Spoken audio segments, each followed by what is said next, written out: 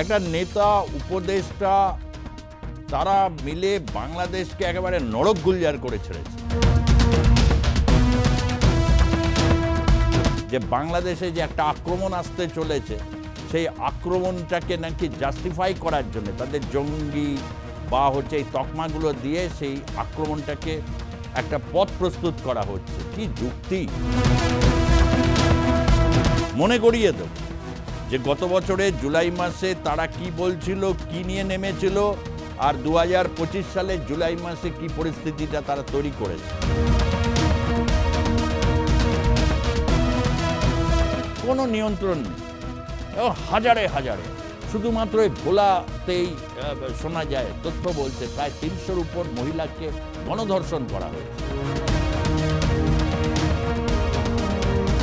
কাঁদুনি গাইলেন, অথচ একের পর এক হিন্দু রমণীদের উপর এইরকমভাবে অত্যাচার হচ্ছে, তারপর ধর্মান্তকরণ করা হচ্ছে, আর আপনারা চুপ করে থাকছেন।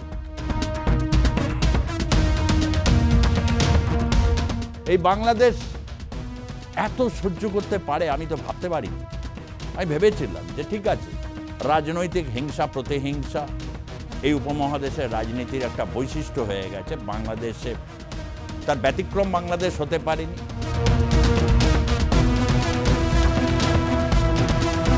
2001 আর 2006 সময় তো গোটা বিশ্ব জেনে গেছিল বিএনপির কীর্তিকলাপ, এবার জানলো হচ্ছে ইউনূস বাহিনীর কীর্তিকলাপ।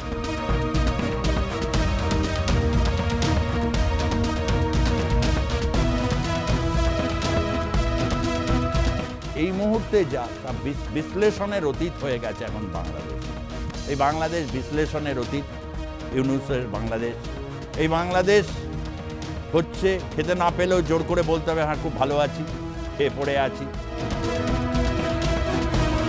বাংলাদেশের যে নারকীয় ঘটনা খুলনাতে হয়েছে, সেই খুলনার ঘটনার আমি ভিডিও প্রকাশিত হওয়ার পর আমি যেটা ভেবেছিলাম অনেকটা সেই দিকেই যাচ্ছে।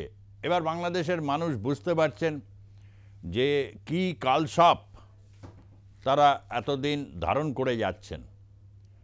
একটা নেতা উপদেষ্টা তারা মিলে বাংলাদেশকে একেবারে নরক গুলজার করে ছেড়েছে। এমনই পরিস্থিতি কি করে সাহস হয় একজন মহিলা গৃহবধূ, তরুণী গৃহবধূ, তাকে ঘরে তিনি রয়েছেন, দরজা ভেঙে ঢুকেছে, দরজা ভেঙে ঢুকছে, এবং সেই মহিলা তার স্বামী বাইরে কর্মরত। এরকম ক্ষেত্রে যা হয় বাংলাদেশে কোনো সংখ্যালঘু যদি হয় বা অনেক ক্ষেত্রে সংখ্যাগুরুও হয়, মহিলাদের ক্ষেত্রে এগুলো আরোপ করে দেওয়া খুব একটা অস্বাভাবিক কিছু ব্যাপার নয়, এবং এটা একটা চালু রেওয়াজ আর কি। তাকে চরিত্রর একটা বদনাম দিয়ে দেবে, দিয়ে এরকম নারকীয় ঘটনাগুলোকে তারা জায়েজ বলে প্রতিপন্ন করবে ঘুরিয়ে ফিরিয়ে। সে তার বাচ্চাকে নিয়ে তার বাপের বাড়িতে এসেছে এবং সেখানে হরিসভা যেরকম হয় বাংলা জুড়ে হয়, এটা তো এমন নয়। সুফি কালচারের মধ্যেও যেরকম আছে এই ধরনের প্রথা, ঠিক তেমনিভাবে হিন্দু সংস্কৃতির মধ্যে বৈষ্ণব ধর্মাবলম্বীদের মধ্যে এটা রয়েছে। আরে বাংলাদেশের হলোটা কি? এই সমস্ত মৌলবাদী যারা, সেই সমস্ত হচ্ছে বড় বড় তালেবর, বিভিন্ন রকমভাবে তারা দুষ্কৃতীদের অনেক সময় আশকারা দেন, তারা অস্ত্রশস্ত্র রাখেন, সেটা তো বোঝাই যাচ্ছে। অস্ত্রশস্ত্র রাখেন, তারা এই গলায় কণ্ঠির মালা দেখলে এত রেগে যান কেন, ক্ষেপে ওঠেন কেন, তাদের উপর এরকম হায়নার মতো ঝাঁপিয়ে কেন পড়েন, তাদের বিভিন্ন ধর্মীয় অনুষ্ঠানগুলোর উপর এত কেন রাগ? এটা কি নতুন দেখছেন নাকি? বাংলাদেশে তো রয়েছে, বা শ্রী চৈতন্যর এটা ভূমি। শ্রী চৈতন্য এখানে যে ভক্তি আন্দোলন করেছিলেন, সেই ভক্তি আন্দোলনের প্রেমের জোয়ারে গোটা বাংলা সহ সমস্ত অঞ্চলকে, পূর্ব ভারতকে তিনি একেবারে বাজিয়ে নিয়ে গিয়েছিলেন। এটার উপর রাগ রয়েছে নাকি? না হলে এরকম কেন ঘটনাগুলো ঘটে? এবং মহিলা যখন বাড়িতে একা ছিলেন তাকে দরজা ভেঙে ঢুকছে, অর্থাৎ বাংলাদেশের মহিলাদের নিরাপত্তা আজকে কোন জায়গায় গিয়ে দাঁড়িয়েছে? বাইরে বেরোলে সমস্যা, ভেতরে থাকলে হচ্ছে দরজা ভেঙে ঢুকে গিয়ে বলাৎকার করা। এই সমস্ত ঘটনা যখন হয় তখন বোঝা যায় আইন শৃঙ্খলা প্রশাসন বলে কিছুই নেই। হয়তো রয়েছেন মাইনে করা লোকজন আছেন, বড় বড় অফিসাররা রয়েছেন, সবাই রয়েছেন, কিন্তু তারা কাজ করতে যদি না চান বা কাজ করতে না পারেন, দুটোই যদি একত্রিতভাবে ঘটে তাহলে বাংলাদেশের মানুষের দুর্ভোগ। আর এই দুর্ভোগের শিকার সবচেয়ে বেশি কারা হবে? অবশ্যই হবে হচ্ছে মহিলারা, অ্যাক্রস লাইনে।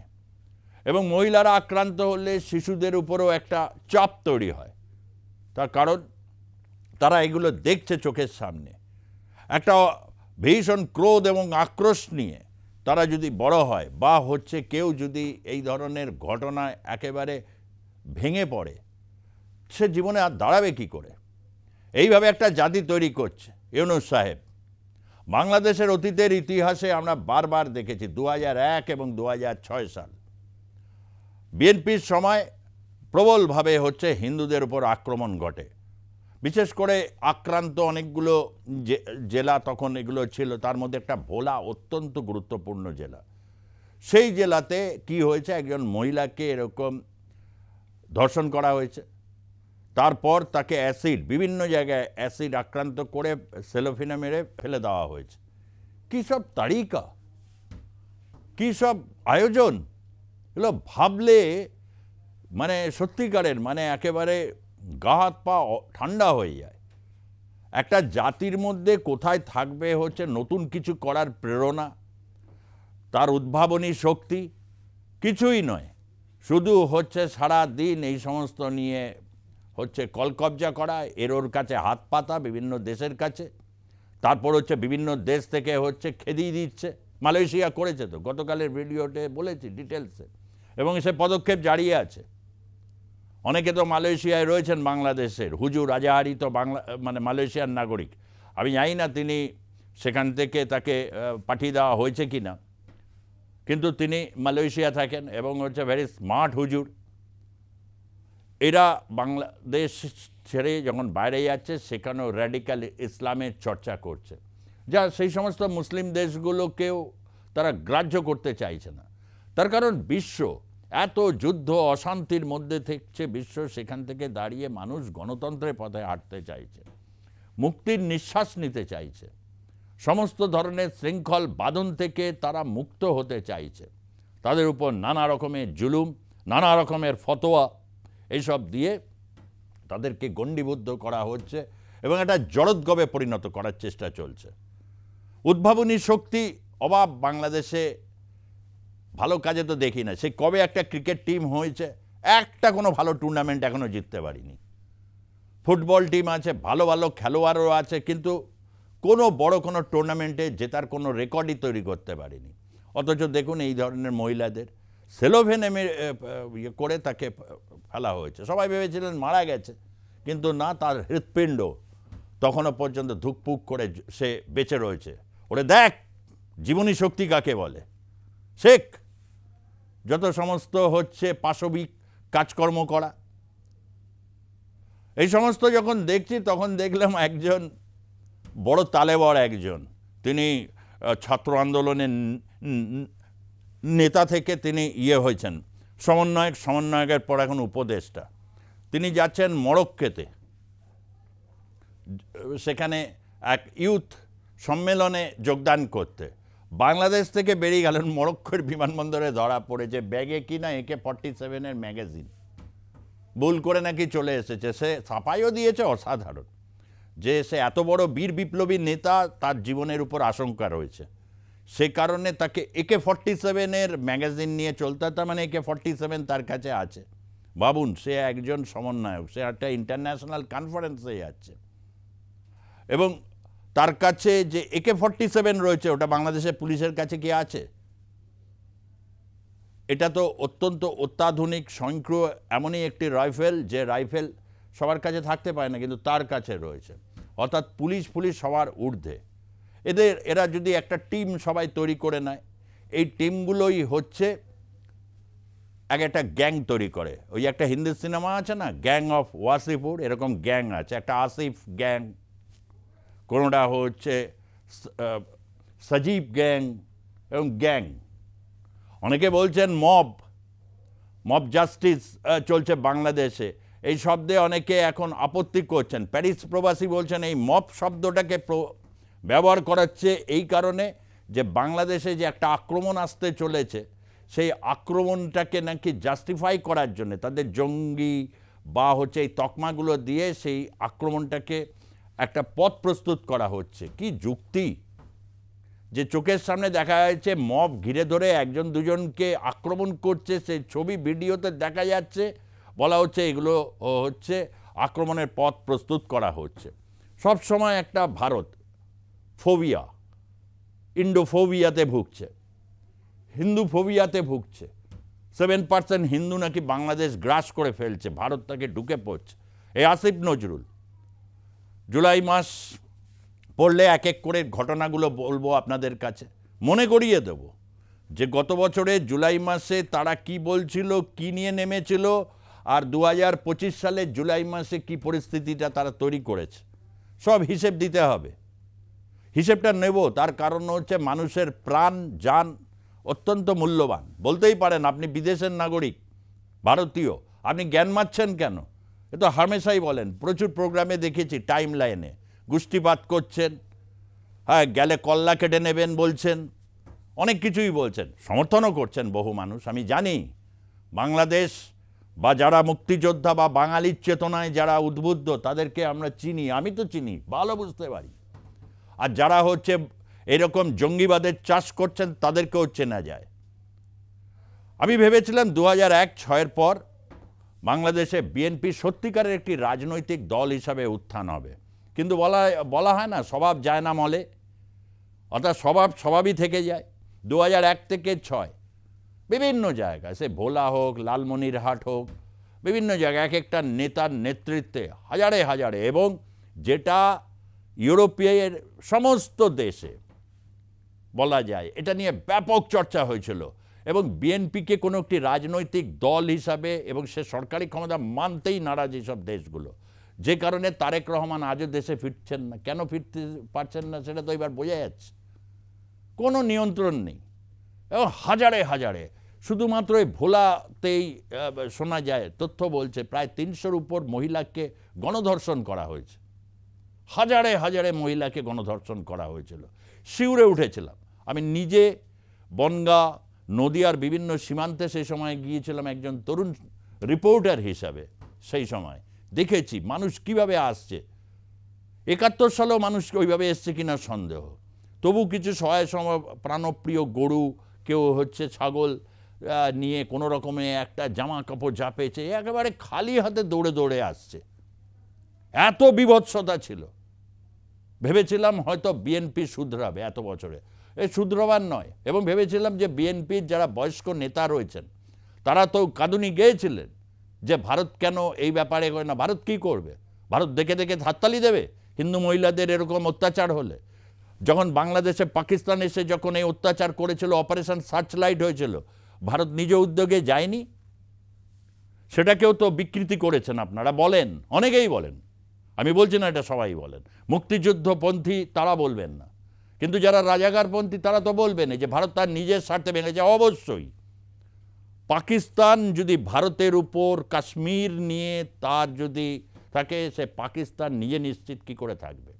কাশ্মীর ভারতের নিজস্ব সমস্যা, এবং সেই কাশ্মীর সমস্যাকে ভারতের সমস্ত রাজনৈতিক দল ঐক্যমতে পৌঁছেছিল, আগেও ছিল, আজও রয়েছে, আগামী দিনেও থাকবে। সুতরাং নিজ স্বার্থের বিষয় না, মানবাত্মার ভয়ঙ্কর রকমের একটা অবমাননা হচ্ছিল। তাই রাজাকারদের একটা উচিত শিক্ষা ছিল, কিন্তু সেই উচিত শিক্ষা দিতে পারেননি মুজিবুর রহমান। মুজিবুর রহমানকে তো ফিডেল কাস্ট্রো বলেছিলেন তো, মুক্তিযুদ্ধ বিরোধী শক্তি যারা যারা রয়েছে তাদেরকে আজ থেকে সরিয়ে দিন। তাকেও তো একটা আর্মির বিরুদ্ধে, বাতিস্তার বিরুদ্ধে তাকে তো সংগ্রাম চালাতে হয়েছিল। এই উদাহরণগুলো দিয়েছি আগে, আবারও মনে করিয়ে দিলাম, বারবার এরকম মনে করাতেই হবে, কিছু করার নেই। যখন এই বিষয়গুলো আসবে তখন তো কত স্টলওয়ার্টের নামগুলো চোখের সামনে ভাসবে, তার মধ্যে অবশ্যই শেখ মুজিবুর রহমান তো থাকবেনই। এবং যে বাংলাদেশকে তিনি রেখে গিয়েছিলেন সেখানে রাজাকারের উত্তম চাষ হয়েছে, এবং উত্তম চাষ হওয়ার পর তারা বিভিন্নভাবে রাজনৈতিক সামাজিক, এমনকি হচ্ছে দরজা ভেঙে ঢোকা যে সমস্ত ধর্ষক, সবার মধ্যে একটা বেস তৈরি করে নিয়েছেন। এখন অবশ্য আমি গতকাল ভিডিওতে বলেছিলাম মির্জা ফখরুল আলমগীর, তার বিভিন্ন ভিডিও দেখতাম, বিশেষ করে প্রেস কনফারেন্সে চমৎকারভাবে তিনি অ্যাড্রেস করতেন। আমি বরাবরই তার সম্পর্কে শ্রদ্ধাশীল। তা কারণ রাজনীতিবিদদের একটা নিজস্বতা থাকতে হয়।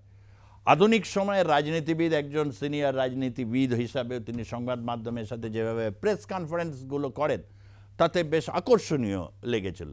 বললাম যে কাঁদুনি গাইলেন, অথচ একের পর এক হিন্দু রমণীদের উপর এই রকমভাবে অত্যাচার হচ্ছে, তারপর ধর্মান্তকরণ করা হচ্ছে, আর আপনারা চুপ করে থাকছেন।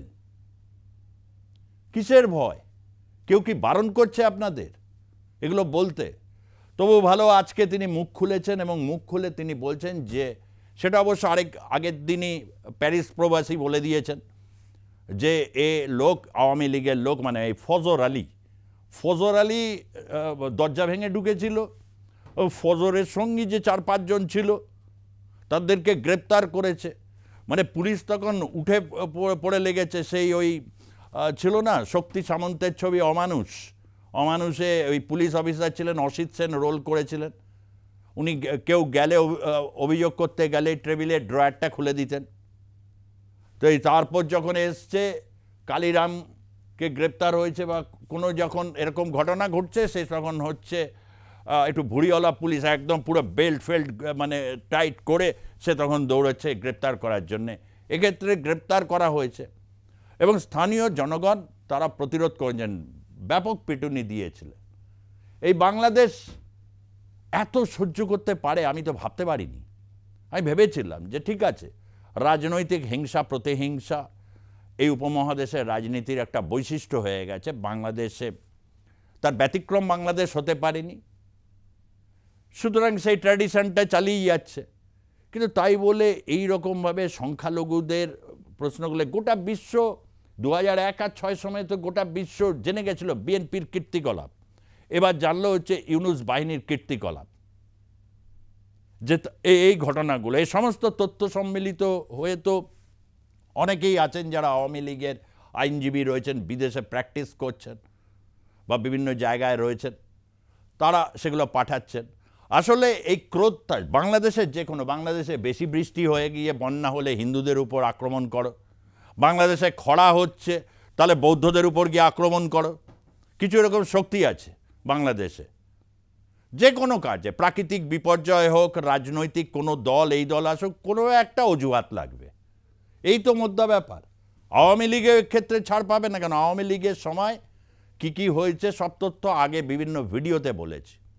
একটা দেশ বা জাতি হিসাবে তার একটা রাজনীতি থাকবে না, যে রাজনীতি হচ্ছে মানুষের জন্য রাজনীতি, যেখানে 90-92% যেখানে মুসলমান ধর্মাবলম্বী রয়েছেন, তারা মুখে বলছেন তাদের রক্ষা করার দায়িত্ব আমাদের, সমস্ত কিছু সেটা তো পালন করেননি। গোটা বিশ্বে ইমেজ সংকট, গোটা বিশ্ব কিভাবে এটার রিয়াকশনস দেয় এটা দেখুন। অনেক দেরি করে ফেলেছেন। এখনও এই ধরনের ঘটনাগুলো ঘটছে। বিশেষ করে কতগুলো উপদ্রুত জেলা আছে, যদি বাঁচাতে না পারেন তাদের নিয়ে আসুন। নিয়ে এসে যদি বলে যে খেতে পড়তে দিতে পারছি না, পারবো না, হিন্দু বলে দিতে পারবো না, সংখ্যালঘু বলে দিতে পারবো না, সেটা জানান, তারপর দেখা যাবে। আরে আন্তর্জাতিক মানব অধিকারের বিভিন্ন সংগঠন রয়েছে, রেড ক্রস আছে, অনেকে রয়েছে, তারা ঠিক ব্যবস্থা করবেন। এইভাবে একটা দেশকে পরিচালনা করছেন ইউনূস সাহেব। লজ্জাও নেই। ক্ষমতার চেয়ারে আঁকড়ে ধরে তিনি ভাবছেন যে বিরাট কিছু করবেন। আর যদি সত্যিকারের তারা সংস্কারও করেন, সত্যিকারের বিচার বিভাগের সংস্কার বা অন্যান্য সংস্কার করেন, এই সংস্কারকে কেউ গুরুত্বই দেবে না আন্তর্জাতিক মহল। তার কারণ হচ্ছে এত 1 বছর ধরে সংস্কার করছি, এই করতে করতে বিদেশ ভ্রমণ হলো, পুরস্কার হলো, দেশ রসাতলে গেল, কাপড়ের কারখানাগুলো বন্ধ হলো, সব হলো, আর ধারাবাহিকভাবে হচ্ছে সংখ্যালঘু নির্যাতন করতে করতে আজকে গোটা পৃথিবীর কাছে একটা হলো যে এই ধরনের 7.something, বৌদ্ধরা তো আরও সংখ্যায় কম, বা খ্রিস্টান যারা রয়েছেন তারাও আরও সংখ্যায় কম। আমি দেখছিলাম গোবিন্দচন্দ্র প্রামাণিক, তাকে অনেকে আরএসএস বলেন, কিন্তু আরএসএস তো সাদা টুপি পরে, উনি কালা টুপি। তা আমি জানি না উনি কী ধরনের আরএসএস। তবে যখন বাংলাদেশে 5ই আগস্টের তথাকথিত বিপ্লব না অভ্যুত্থান যেটাই হোক হওয়ার পর গোবিন্দচন্দ্র প্রামাণিক বলেছিলেন, না এই সরকার করছে, আওয়ামী লীগের সময় হিন্দুদের উপর ভয়ঙ্কর নির্যাতন হয়েছে, সংখ্যালঘু অন্যান্যদের উপর নির্যাতন হয়েছে।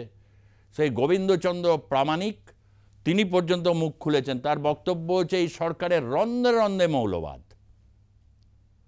তার এই মত পরিবর্তনের কারণটা কি? গোটা বাংলাদেশ এই জায়গাতেই রয়েছে। যারা প্রথমে ভেবেছিলেন ও ঠিক আছে, লালমনিরহাট ভোলা ওখানে হিন্দু গরিব ও হয়ে গেছে, আমার কিছু হবে না, আমি সুপ্রিম কোর্টের আইনজীবী, আমি হচ্ছে ঢাকা বিশ্ববিদ্যালয়ের প্রফেসর, কেউ হচ্ছে ওই জায়গায় রয়েছে, কেউ হচ্ছে মিডিয়াতে এই জায়গায় রয়েছে, আমার কিছু হবে না। তারপর হচ্ছে আবার দেখা গেল হচ্ছে খৌড়কারকে মারা হচ্ছে, বাবার সামনে মেয়েকে যেভাবে ধর্ষণ করার প্রতিবাদ করায় বাবাকে খুন করে দেওয়া হলো, এই ঘোড়া ও আমার কিছু হবে না, ওদের ওইসব ব্যাপার, ওখানে একটু টেনশন আছে, ঝামেলা আছে, এই জায়গাটা বোঝেনি তো সব। আর যখন আমার কাছে এলো দেখলাম আমার পাশে কেউ নেই, কেউ নেই। কারণ গোটা বাংলাদেশে যারা বুদ্ধিজীবী যারা রয়েছেন তারা অনেকে পলাতক, কেউ রয়েছেন জেলের অন্ধকারে। আমাদের সাথে আমি অন্তত দুবার শাহরিয়ার কবিরের সাক্ষাৎকার নিয়েছিলাম। শাহরিয়ার কবির এই উপমহাদেশে একজন বিশিষ্ট সাংবাদিক, তথ্যচিত্র পরিচালক। আমি তার ইন্টারভিউ করেছি, আর প্লাস নিউজেই করেছি। তো শাহরিয়ার কবিরের কাছ থেকে অনেক পেয়েছিলাম, কিন্তু তার সাথে যখন অফ দ্য ক্যামেরা যেটাকে আমরা বলি, যে অর্থাৎ একটা অনুষ্ঠান হয়ে যাবার পর of the camera, say of the camera অনেক কথাতে আমি কিন্তু তাকে প্রশ্ন করেছিলাম যে 1971 থেকে ধারাবাহিকভাবে ক্রমাগত হিন্দুদের সংখ্যা কেন কমে যাচ্ছে বাংলাদেশে, কি সমস্যা? তো উনি মৌলবাদ এবং আওয়ামী লীগের ভেতরে কীভাবে মৌলবাদ মাথাছাড়া দিয়ে রয়েছে, মৌলবাদী শক্তিগুলো যে কোনো শাসক দলকে কীভাবে গ্রিপ করে নিতে পারে, সেগুলো তিনি সবিস্তারে বলেছিলেন। তাকে আওয়ামী লীগের সমর্থক, আওয়ামী লীগের হয়ে মদতকারী, ষড়যন্ত্রকারী নানা রকম কেস দিয়ে তাকে জেলে সেই যে বন্দি করেছিল 5ই আগস্টের পর, আজও তিনি কী অবস্থায় রয়েছেন আমরা কেউ কিচ্ছু জানি না। তার কারণ এই ধরনের যে ব্যবস্থা, কি কারণে তাদেরকে নিয়ে যাওয়া হচ্ছে, কীভাবে এভাবে চলছে, আর হচ্ছে বিদেশে গিয়ে একটু রেয়াত পাওয়ার চেষ্টা, কোনো রকম একটা অ্যাপয়েন্টমেন্ট জোগাড় করা, এই সমস্ত নিকৃষ্ট মানের যে অপরাজনীতি তার শিকার হয়েছে বাংলাদেশ। এই গভীর দুঃসময় কিভাবে কাটবে আমার জানা নেই, তবে কাটতে তো হবেই। কখন কোন মুহূর্তে, আমি জ্যোতিষী নই তো, সে কারণে আমি ওই ধরনের প্রেডিকশনস দেব না, কিন্তু যা লক্ষণগুলো দেখতে পাচ্ছি সেই লক্ষণগুলো অতীব খারাপ। এবং যে প্রধান শক্তি, যে প্রধান মৌলবাদীদের যে ল্যাবরেটরি থেকে তৈরি হয় আর কি, এবং সেই জায়গাগুলো কি অবস্থা আগামী দিনে হতে পারে তার একটা সম্ভাব্য চিত্র বুঝতে পারছি। নিঃসন্দেহে আপনাদের সাথে ভবিষ্যতে শেয়ার করব। তবে এই মুহূর্তে যা বিশ্লেষণের অতীত হয়ে গেছে এখন বাংলাদেশ, এই বাংলাদেশ বিশ্লেষণের অতীত, ইউনূসের বাংলাদেশ। এই বাংলাদেশ হচ্ছে খেতে না পেলেও জোর করে বলতে হবে হ্যাঁ খুব ভালো আছি, খেয়ে পড়ে আছি। যে সাংবাদিকের চাকরি চলে গেছে, তিনি চাকরি পাননি, তাকেও বলতে হবে যে বাংলাদেশের সংবাদ মাধ্যমের স্বাধীনতা পূর্ণ মাত্রায় আছে। এই যে একটা জবরদস্তি বয়ান তৈরি, যা ক্রমশ মানুষের নিষ্ঠুরতা এবং শাসকের নিষ্ঠুরতাকে ক্রমাগত চিহ্নিত করছে। শেষ করছি, ভালো থাকবেন আপনারা প্রত্যেকে, যারা দেখছেন সুস্থ থাকবেন এবং সতর্ক থাকবেন।